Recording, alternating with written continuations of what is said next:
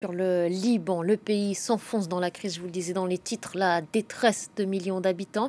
Les classes moyennes, autrefois plutôt aisées, sont aujourd'hui ruinées pour la plupart. La livre s'est effondrée alors que le quotidien n'est plus tenable. Les prix du carburant se sont encore envolés. Une hausse de plus de 30% a été enregistrée après une levée partielle des subventions. Bonjour à vous, Zaina Antonios, vous êtes la correspondante de France 24 à Beyrouth. On assiste là depuis quelques jours à de nouvelles manifestations de la colère.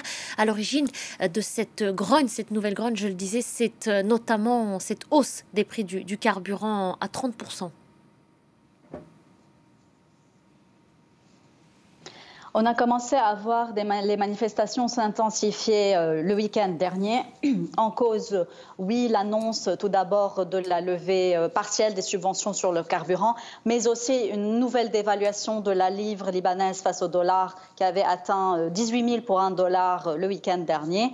Par rapport au carburant, eh bien, ça fait des semaines qu'on a des files interminables, des files d'attente devant les stations-service pour n'obtenir que quelques litres d'essence. Devant certaines stations, les gens peuvent être amenés à passer plus de 2 heures à attendre de pouvoir remplir un peu leur voiture. Évidemment, cela n'a pas été sans heurts. Il y a quelques semaines, un jeune homme a été tué dans une station-service dans le Akkar, au nord du Liban, par une personne qui voulait faire le plein. Il y a eu beaucoup de problèmes. Hier aussi, dans une grande station-service de Beyrouth, où les gens s'impatientaient et voulaient faire le plein à tout prix avant la hausse des prix, eh bien, la station a dû appeler les forces de sécurité à lui venir en aide pour que les choses ne dégénèrent pas.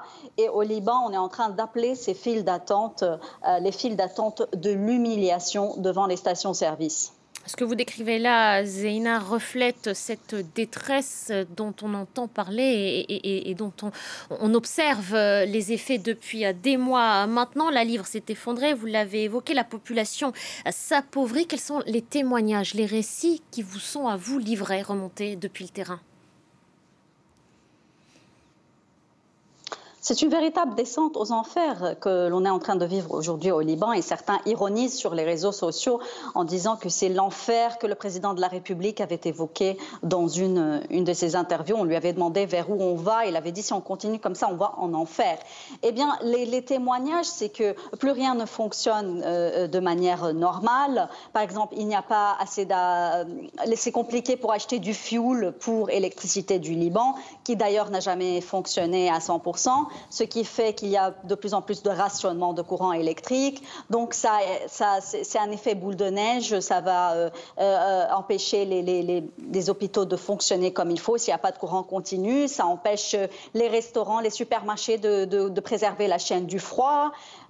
Ça met en péril beaucoup de choses. Ça, ce n'est qu'un exemple que je vous donne sur le fioul. Par rapport à l'électricité, aussi un autre exemple qui montre l'effondrement du pays. Hier matin, le travail s'est arrêté pendant quelque temps à la Sûreté générale au Liban, à Beyrouth, la Sûreté générale qui délivre les passeports, et au palais de justice de Beyrouth, parce qu'il n'y avait plus de courant et parce que les groupes électrogènes qu'on fait fonctionner n'avaient plus de mazout. On fait fonctionner ces groupes électrogènes pour pallier au manque de courant d'électricité du Liban. C'est vous dire à quel point aujourd'hui le pays est dans la détresse et les exemples sont nombreux. Plus de kits pour faire des examens dans le laboratoire à cause de la dévaluation de la monnaie, ce qui fait que les kits sont très chers. Les assurances n'arrivent pas à suivre et c'est le patient qui va débourser des sommes énormes. C'est tout un système qui est aujourd'hui en train de s'effondrer au Liban.